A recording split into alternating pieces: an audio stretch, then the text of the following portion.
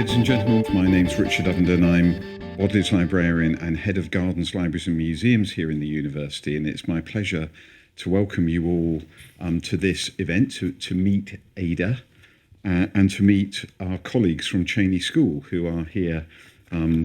They're great talent lined up on the front rows, ladies and gentlemen.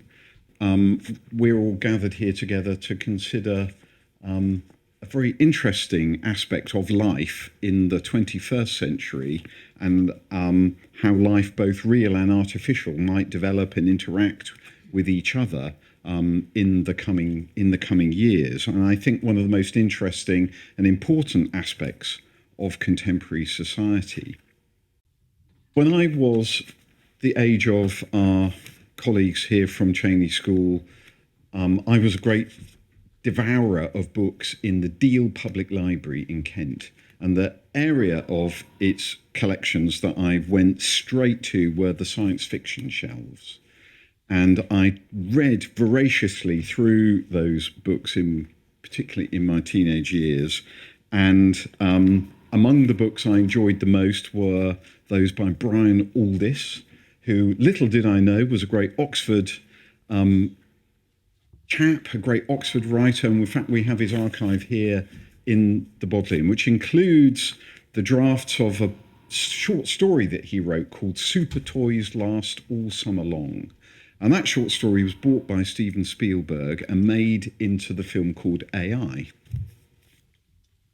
And then one of the other writers that I read almost everything that I could lay my hands on was Isaac Asimov. And of course, you'll probably be familiar with his collection of stories called I, Robot, in which he introduced, and I remember reading this with great excitement a very long time ago, the 3 laws of robotics. And I'll just remind you of those. The first law says a robot may not injure a human being or through inaction allow a human being to come to harm. Second law, a robot must obey the orders given it by human beings except where such orders would conflict with the first law. And the third law, a robot must protect its own existence as long as such protection does not conflict with the first or second laws. I thought this was all just tremendously interesting. And I'm sure it's kind of completely outdated now, but they've kind of, it really stayed with me. And I sort of thinking, and Brian Aldiss, Isaac Asimov, you think he didn't get beyond A in the section of books in the Deal Public Library, but I can assure you I did read Robert Heinlein and Ursula Le Guin and lots of others. But what all of those writers were doing were, although they were real geeks, and I got to know Brian Aldiss really well, I'm really interested in technology. Actually, what they were writing about was what it means to be human. And by looking at that issue, by comparing it with this new idea of robotics and artificial intelligence. And I think those issues are still very current today. They're very live. They're becoming more important and more sophisticated and complicated as that the Venn diagram between artificial life and real life or whatever becomes increasingly overlapping. With the development of technology and the way that technologists are thinking about artificial intelligence. And then when I came to Bodley in the early years of this century, one of the first jobs I had to do was to acquire the archive of the Abinger family. And the Abinger families were the descendants of Mary Shelley and Percy Shelley, and that included the manuscript of Frankenstein. And of course, that is one of the kind of the texts of the science fiction era, and the idea of kind of artificial life being created by human beings. And then later on, one of the collections that had been here for some time, actually on deposit, became very important as we begun to collaborate with Professor Ursula Martin, the great computer scientist, was the archive of Ada Lovelace Byron herself, which dwells among us underneath where we're sitting today. And then other collections, but partly through Professor Martin's work, became clear to me, like Christopher Strachey and other great Oxford figures in the early history of computer science. So it's really great to be here at this event, collaborating with our colleagues in the History of Science Museum across the road, where we have two displays, one in the transept just out here and one across in the History of Science Museum, as part of our collaboration with Oxford Open Doors Weekend and with our friends at the Oxford Preservation Trust. And also with the computer science community here in Oxford and those who've travelled, I gather some from as far as Hungary to be part of this event today. We're very, very happy to have you here and would like to extend our welcome. And also with Cheney School, who we'll hear about in just a moment, and with Aidan Meller, who is the creator. I'm not sure what you like to call yourself in terms of Ada herself, but perhaps we'll explore that in the Q&A session that we're going to have in a moment. So just to repeat my great warm welcome to you all here, and to invite, I think, our colleagues from Cheney School to come and be the first participants in this session. So we've been really delighted to be here with our students from Cheney School to take part in the AI event at the Western Library today. We've come with our Museum Council students. They're a group of students that have worked very closely throughout the year with the Rumble Museum at Cheney, which I direct, and also with Aidan Meller, the creator of Ada the Robot. And they're presenting work done by the whole school, exploring the future and technology, climate change, all the things that people are thinking about that are going to affect us in the next 50 years. So please, ladies and gentlemen, join me in a big welcome to Cheney School.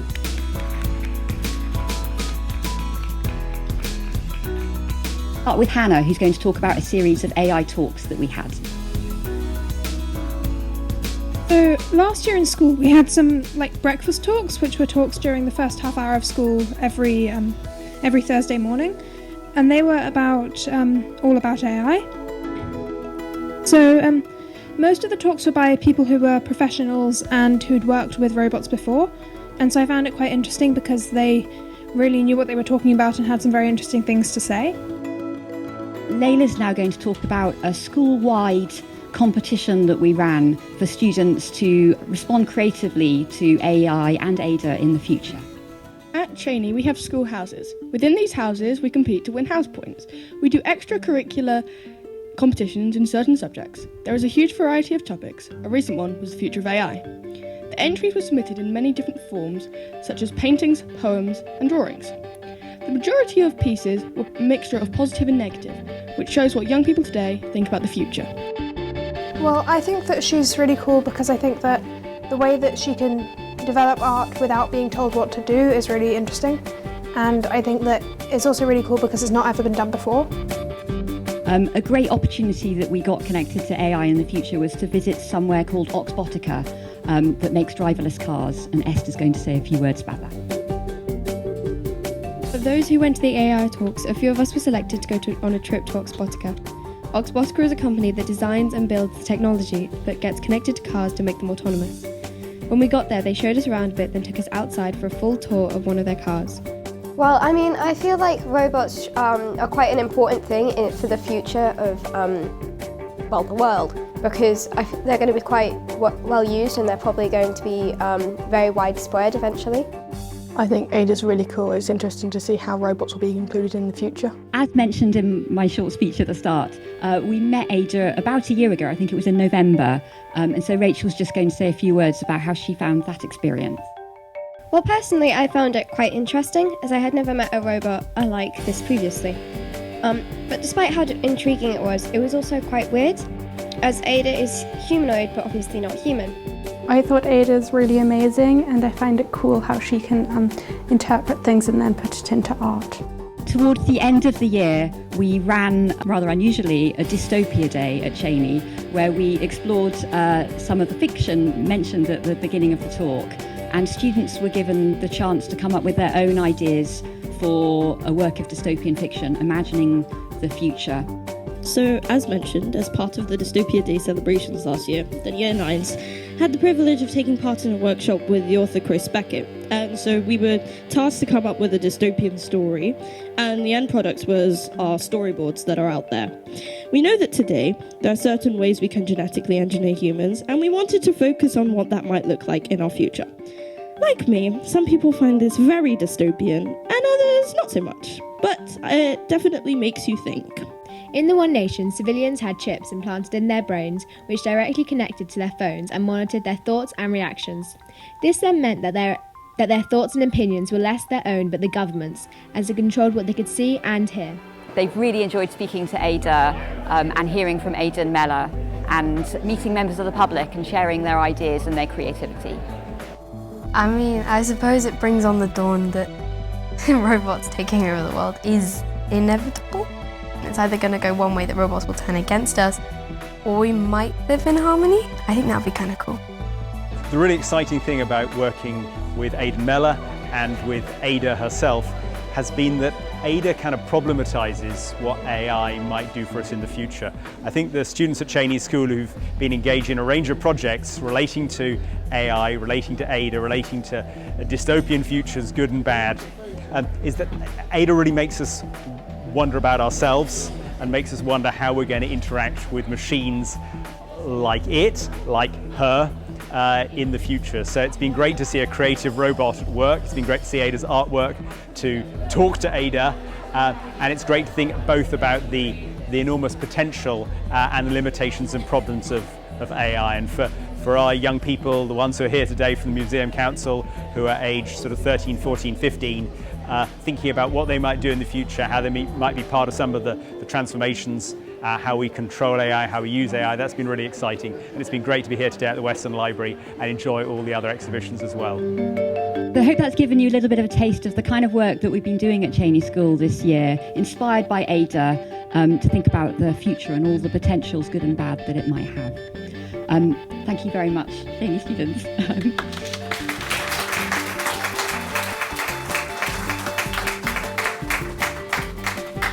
And I'm now really delighted to be handing over to Ada Mella, who is the creator of Ada. Good morning to you all.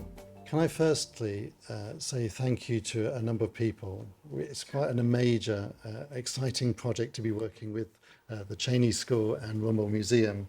So I want to first extend our thanks to those guys and our time in your school. It was really amazing to have the assembly time and to see the work that you've been doing in response to Ada. Can I also thank Richard and the Bodleian staff who have housed us here? Can I thank Ursula for being part of her fantastic day, and Helen, of course, who is organised today. So thank you to all those people. So you've come to see Ada the robot. It's an extraordinary thing to think that you could see a kind of person, a person that looks like a person, but it's not a person. It's a machine.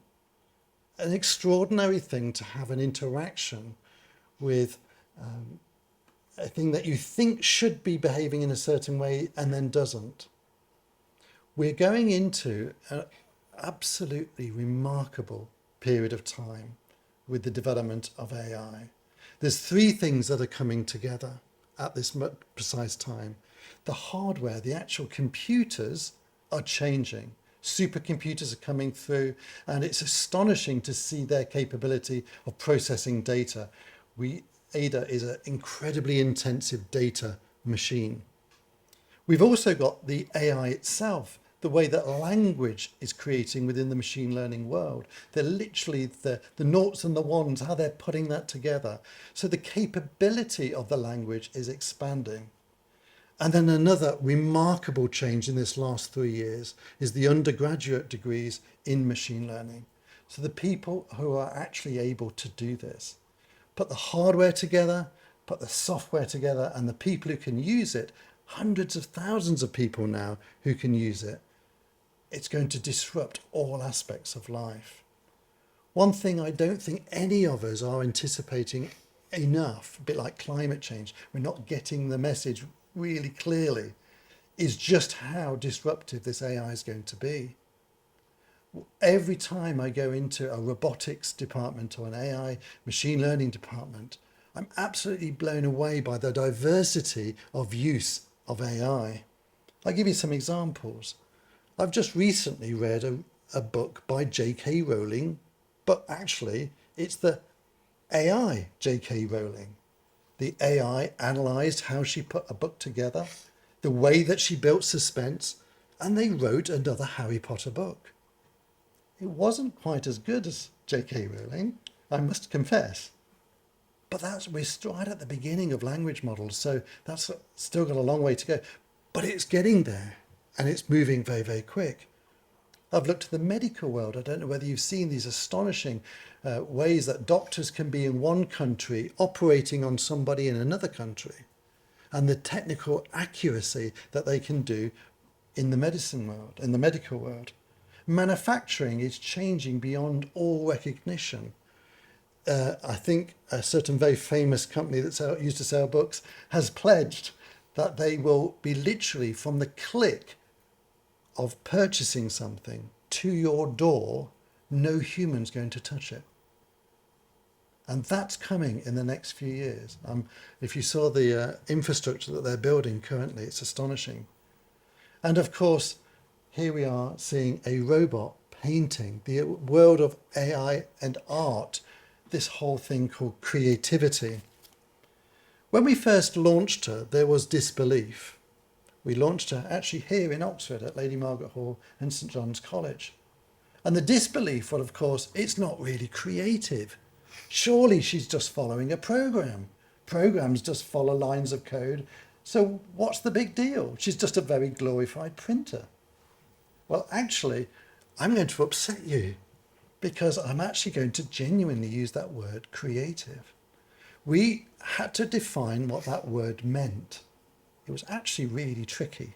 And in the end, we finally settled on Professor Margaret Bowden's definition of creativity. And that is something that is new, surprising, and of value. So every time she paints, it's a completely unique new thing that she does.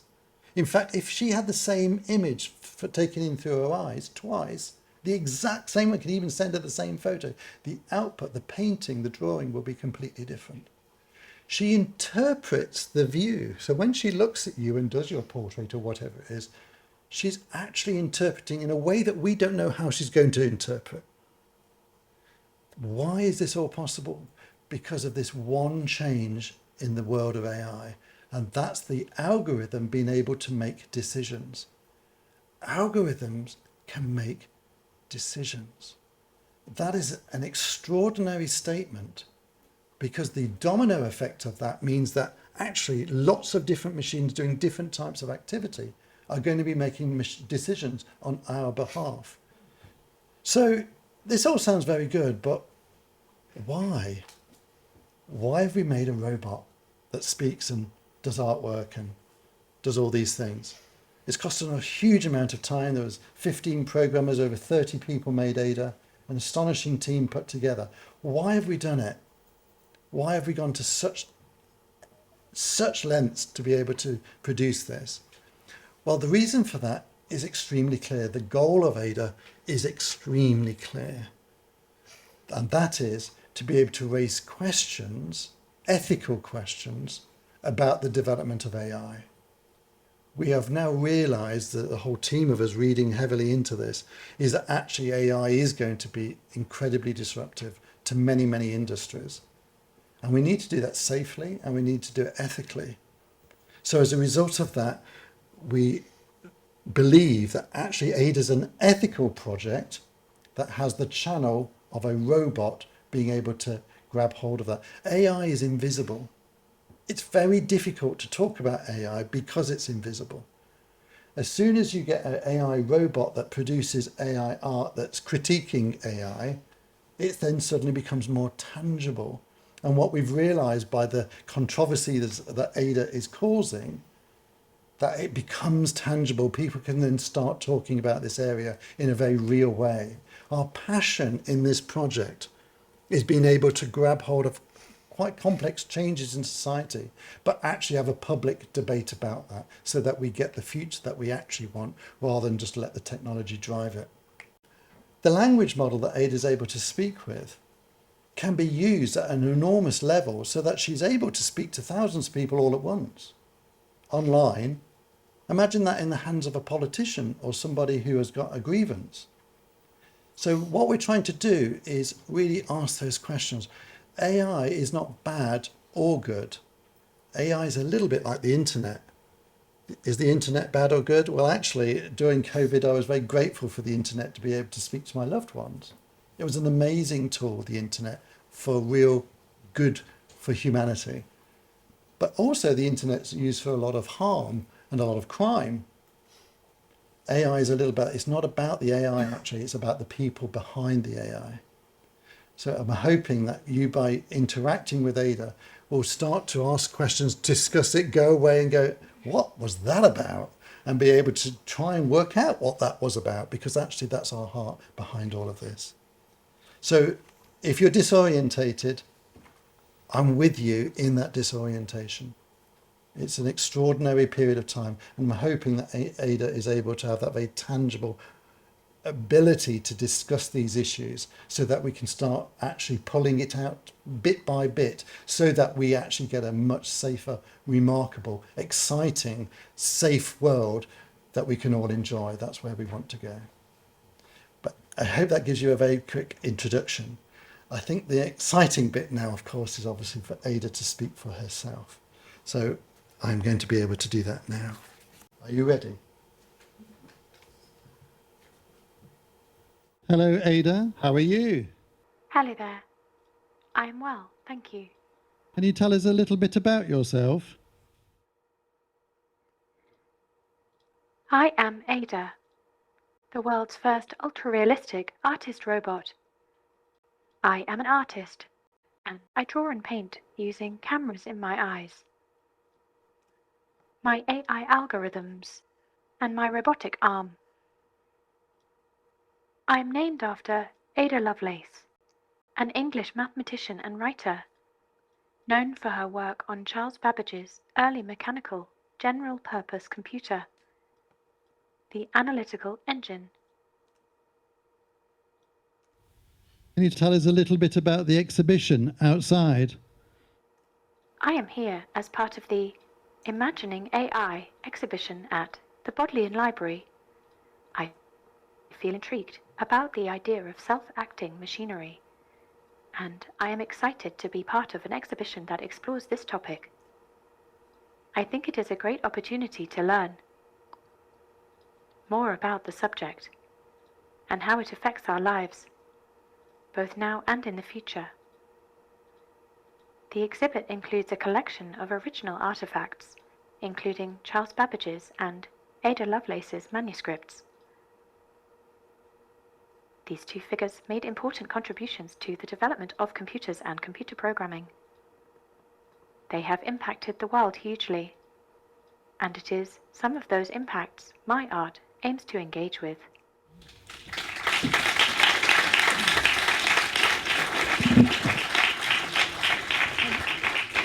Thank you very much, Aidan, and thank you also to Cheney School. I'm delighted to say that Ada will be in Blackwell Hall a bit later on this afternoon, so if you do want to talk to her then, please do stay around and do come and visit the other exhibits this afternoon. Thank you very much.